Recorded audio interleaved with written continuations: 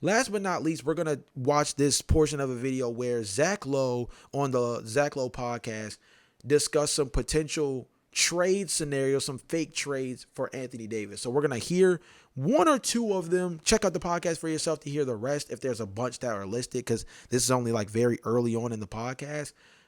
We're going to listen to a handful of the trade situations that he comes up with.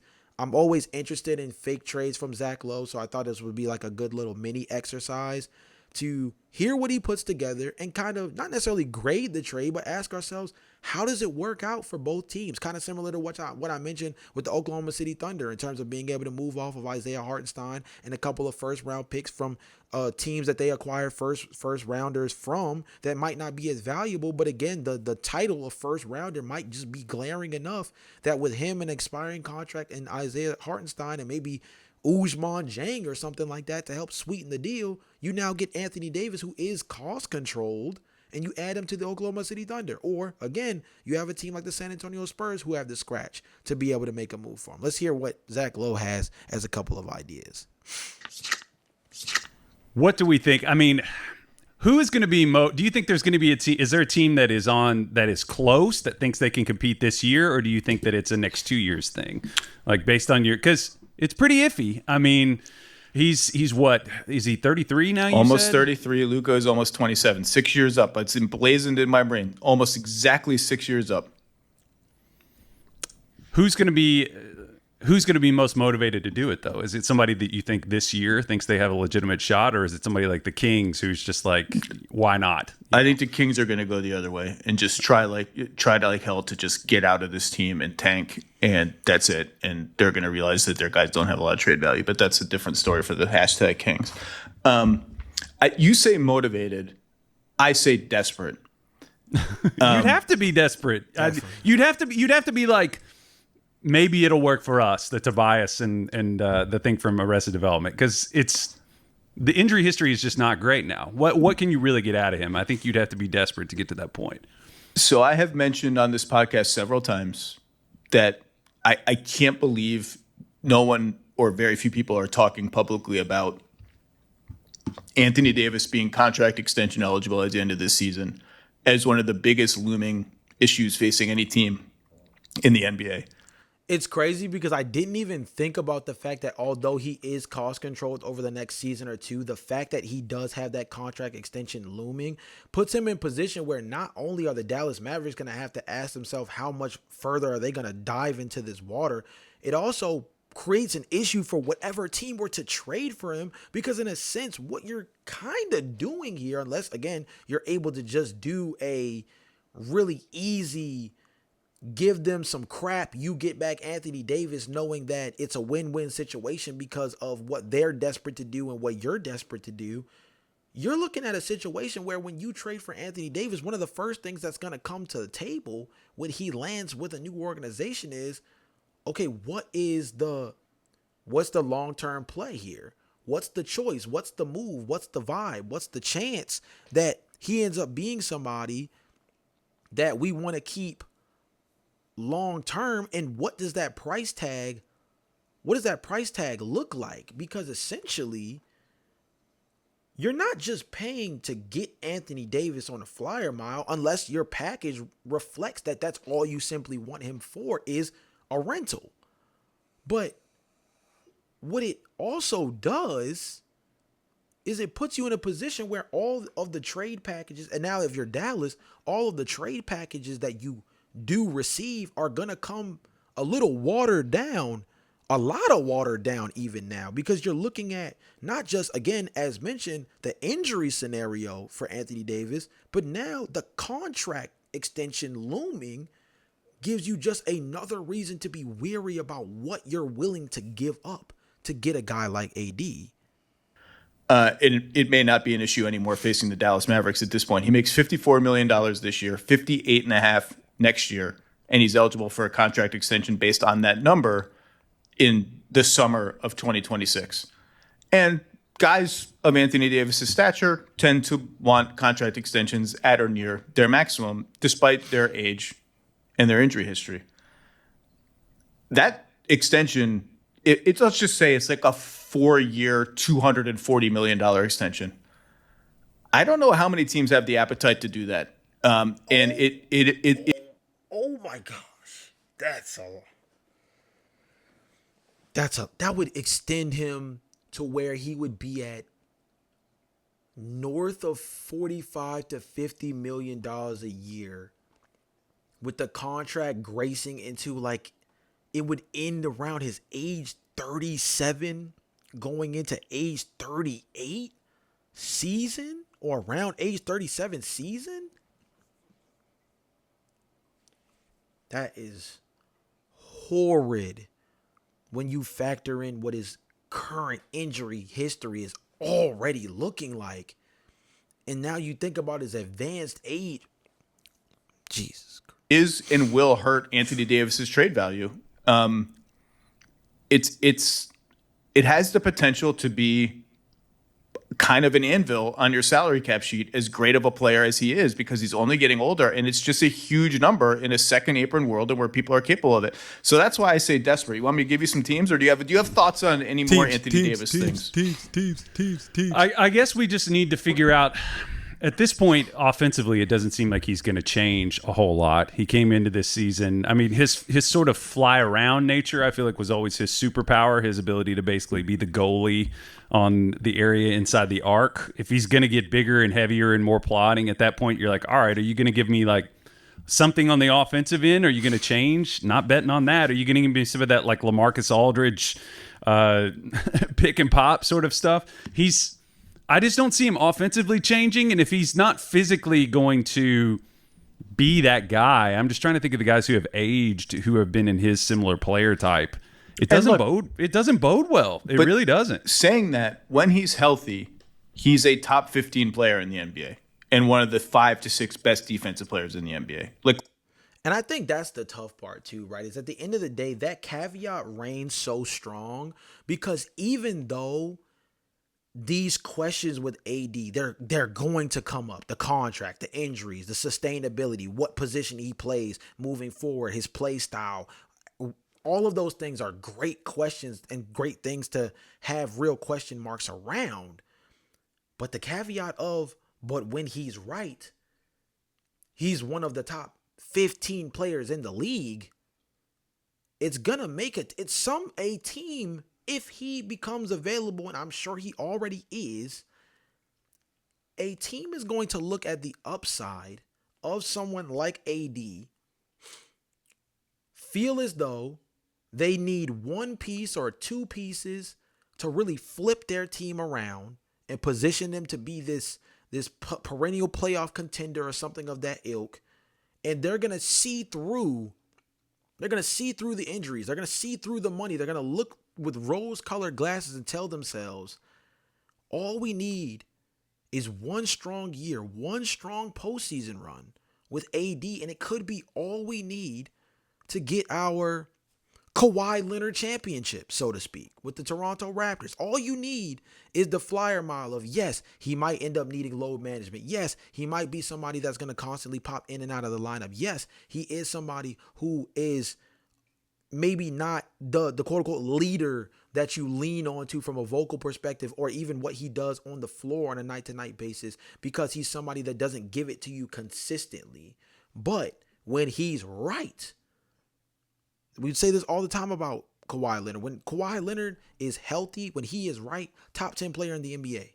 We're saying the same thing about Anthony Davis. When he's right, top 10 player in the NBA. And so despite all of the questions that come with him, that little asterisk is always going to create an opportunity to create a lane for someone like this to be given a chance. I'm interested to hear what teams he's going to list. I already listed my 2, and I'll give my official like 3 to 5 I think will be interesting team targets after we go through like 2 of his. Let's not. When was the last time he was that, though, in your opinion? I think when he was healthy last year, he was that. When he was healthy the year before, he was that. It just hasn't been. I mean, you look at his game logs. I'm bringing them up right now. He's already missing games this year. He played 51 total last year, 76 2 years ago with the Lakers. And then Before that, 56, 40, 36, 62, 56, and you start to get worried. This is why I took the under on the Mavericks this year. Am I cashing in that one, as Bill would say? I don't bet, but if I did, I might cash it in. I think he's been at that level of player pretty much whenever he's been healthy recently. Okay, can we do some teams? Yeah, let's do it. Because, like, what else are we going to do? Talk about how much the Luka trade sucked? It sucked. Indeed. Do you have his defense for the Luka trade that you've been waiting to unveil all this time? No, man. I've told you, I've heard some of those guys who like have their own, there's a different level of stat guy where they start having their own proprietary thing. And you'd hear guys get those galaxy brain takes and be like, actually, Luka's bad. He's so good. And it's like, what exactly are you talking about? No, man. And also, it's kind of funny, too, because I was reading back over Nico's history. Let's fast forward to the adding trade. more salaries to bring back more players. That's just a simple mathematical reality. They could not take back more than they send out in a trade. Keep that in mind. Here are the desperate teams that stood out to me. The Clippers, who are also hard capped at the first apron and not that far under it, which makes the math very difficult. And the Brooklyn Nets are calling on the other line with $15 million in unused cap space, being like, we will help any and all of you who want to execute this mega trade for a price. We want to draft some more untested young guys. Non-shooting ball handlers. Who's outgoing for Clippers in that situation? Well, you'd have to build it around Collins, Bogdanovich, Brook Lopez, or Derek Jones Jr. as the third guy. And even that comes up a little short of how much the Clippers would need to send out to stay clear of the first apron. And you want to say picks. I mean, the Clippers do control, I think, at least one pick, maybe two down the line. I just again, I'm prepping Dallas fans. I don't know that you're getting like 3 unprotected first round picks plus this poo-poo platter of players I'm talking about. You're definitely not getting that. Let's full screen for this one. Let's make it very clear. There's no way that you're getting multiple firsts, like 3 decent firsts along with a player-centered package. You're probably going to get 3 or 4 players. Again, from an aggregation standpoint, I'm glad Zach threw that out there. It's something to keep in mind with these fake trades is from an aggregation standpoint and what they're going to have to bring in order to make the salary work. They're not going to be able to attach anything to Anthony Davis in order to send him out. So it's going to be Anthony Davis for a group of stuff, just a bag of chips, 1 leftover Oreo, a pack of gum, and a bus pass worth of stuff that the Dallas Mavericks are just going to have to make the most out of, because there's no world where they're going to be able to get a pick-centered package because, from a salary perspective, he is owed a lot of money, again, in the 40 plus, 50 plus $1 million range over the next 2 seasons, paired with the fact that the teams that are going to be willing, the teams that are going to be desperate enough to make the move for someone like Anthony Davis, is practically not going to be a team that doesn't really control their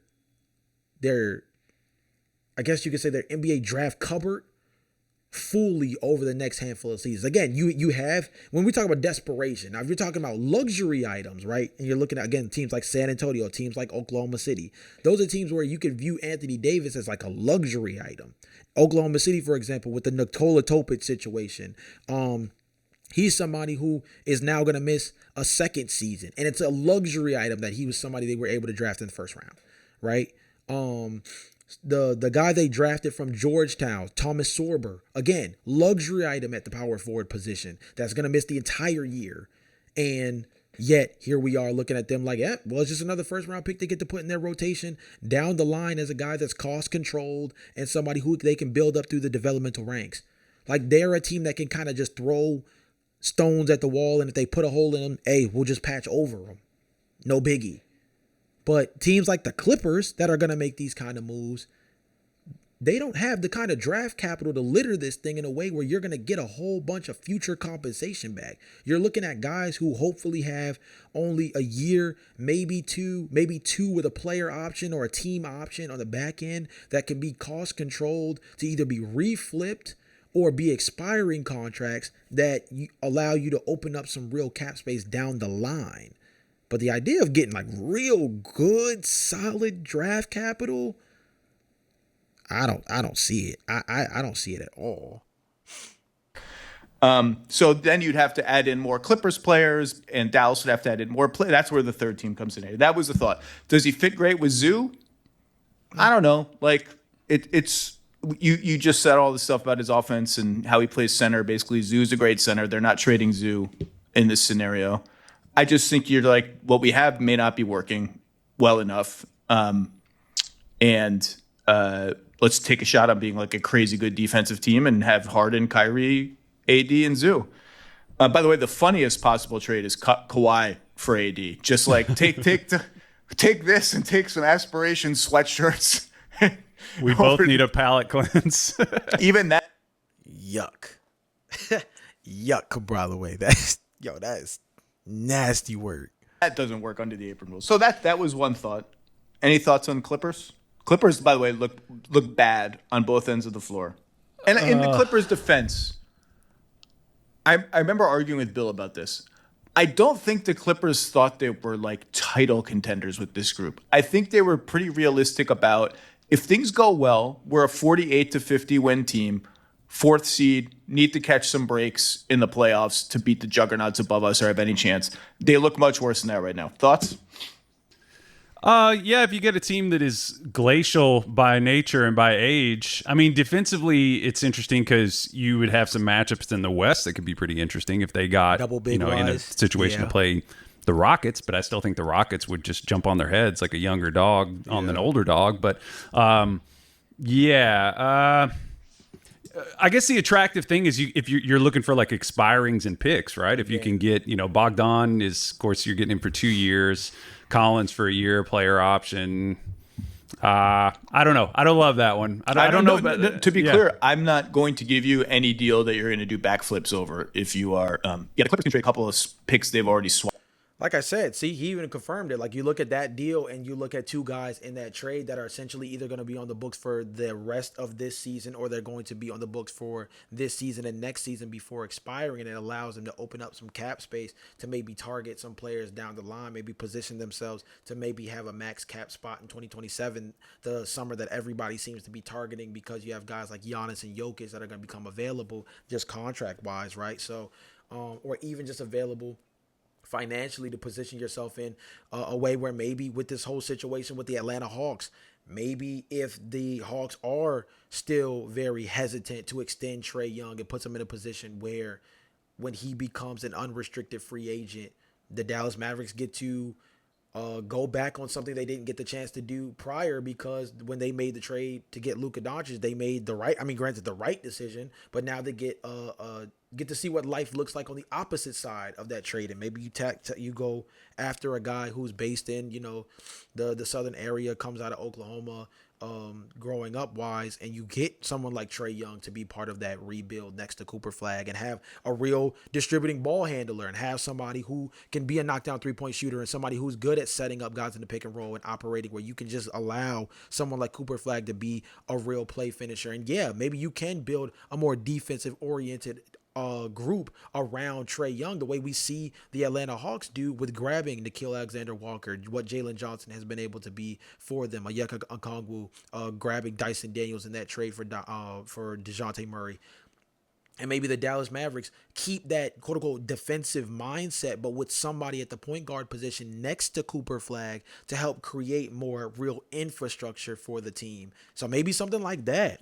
Maybe that's something that you position yourself for, where it's not necessarily reaping the fruits of your labor immediately with what you see in the trade package, but it's what it means down the line for the expiring contracts, what kind of money frees up, the kind of space you'll have financially to then go out and target guys who might be a good fit next to Cooper Flag, and you look at it that way.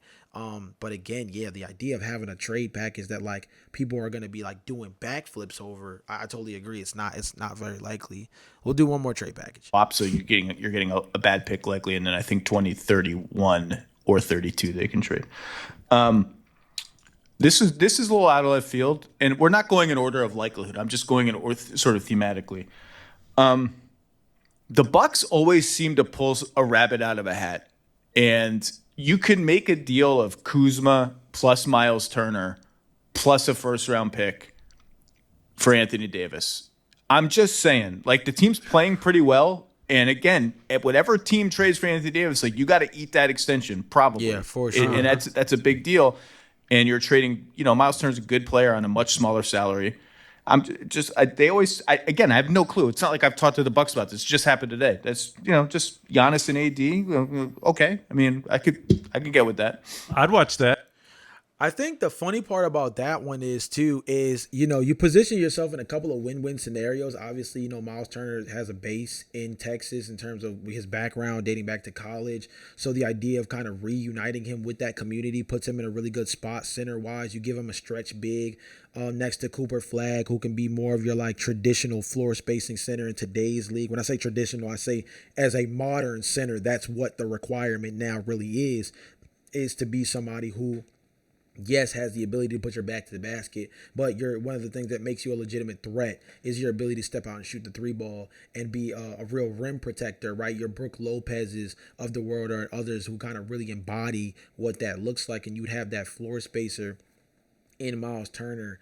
And Kyle Kuzma could be somebody who takes away some of the ball handling responsibilities from Cooper Flagg. I think that you still would be running into an issue where you don't address your point guard situation in either of these trade acquisitions that have been listed. And again, you guys can check out Zach Lowe's podcast to kind of hear some of the other ones. I know I am, just because I might build a couple of like short form videos around some of the ideas in relation to some of the trade packages that he comes up with. But I think if you go with these two, again, it's all centered around this idea of trying to create a narrative in some way that, again, first off, moves off of Anthony Davis and separates yourself away from the Nico Harrison era. But I think you also have to bring back something where, although it might not be this like needle mover out the gate, you have to be able to sell your fan base something. With the Clippers, you can sell the idea of acquiring short-term contracts along with maybe one first-round pick down the line. And the idea is that when that money comes off the books, you can position yourself to be in a free agency market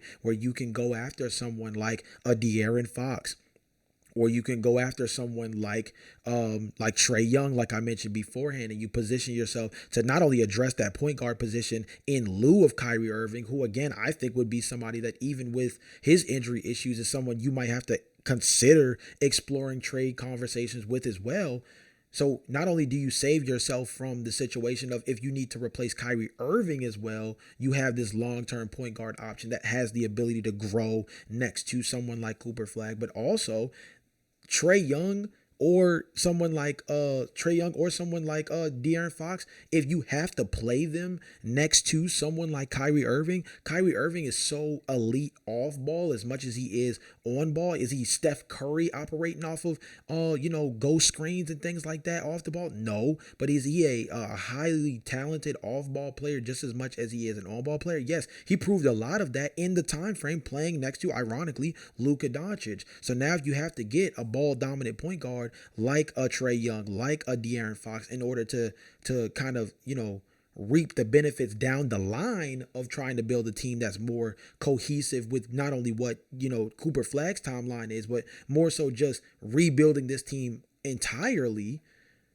maybe you position yourself financially to be in the mix for those guys, right? On the other hand, you have a team like the Milwaukee Bucks where, again, maybe you're selling the dream of bringing in somebody who's like a quote-unquote hometown kid in Miles Turner. Again, you bring in Kyle Kuzma, and although you might not be high on Kyle Kuzma, he doesn't have a long contract still left on his, so he's somebody that could be a potential expiring. Miles Turner is somebody that just got re-signed, just got signed to like a 4-year, 5-year contract, so his is pretty lucrative. But again, he's a center that at least A, has a pretty decent health history, number one, and B, fits a bit more in terms of what you would want next to Cooper Flagg in terms of floor spacing and things of that nature. So a lot to kind of like really get into when it comes to this situation. And we'll only kind of delve into this even further as more and more reports come out and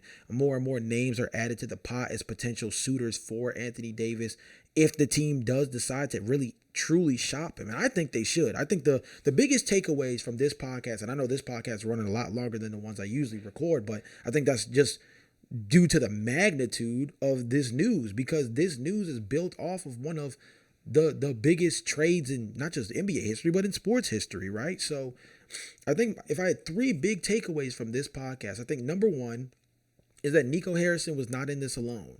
He was not in this alone, and I think that the ownership group knows that. And I think that they're going to have to take that in consideration when they look at guys like Klay Thompson, Anthony Davis, Kyrie Irving, PJ Washington. They're going to have to take that in consideration when they ask themselves, how much longer can they keep themselves connected to the things that Nico Harrison had his hands in terms of building this roster to what it is now? That's number 1. Number 2, I believe the biggest thing is that there was a false perception around what this team was capable of coming into the season. I think a lot of people believe that the 3-man front court of Cooper Flagg, Anthony Davis, and Derek Lively, paired with hopefully getting a healthy Kyrie Irving down the line, would be enough to put them in a position to kind of live up to some of these early expectations that Nico Harrison built. But the reality of the situation just is that the injury-prone aspect of Anthony Davis was always going to create a dilemma. The questions around Kyrie Irving even coming back this season are always going to be there until we actually see him on the floor, regardless of what he says or regardless of what Jason Kidd says. And then beyond that, I think the third thing and the most important thing is, regardless of what this organization feels moving forward in terms of what they want to do with the roster, it's going to be an uphill climb in terms of trying to put them back in position to look like a team that's competent again. Because it's going to take a lot of moving good money. It's going to be a lot of moving bad money after bad money, really, in order to get themselves back to even remotely being a team that can just genuinely start to build. This is a team, this is an organization, really, post Dirk, they didn't have to truly do a rebuild of any kind. Yes, they had a couple of soft years here and there. That's how you land. That's how you land Dennis Smith Jr. That's how you land Luka Doncic, right? But once the Luka Doncic era kicked into full effect, like, this organization has never really truly had to worry about being a perennial lottery team. They just haven't. And so what life looks like as a team that might be positioned to be that this year, only time will tell. Only time will tell.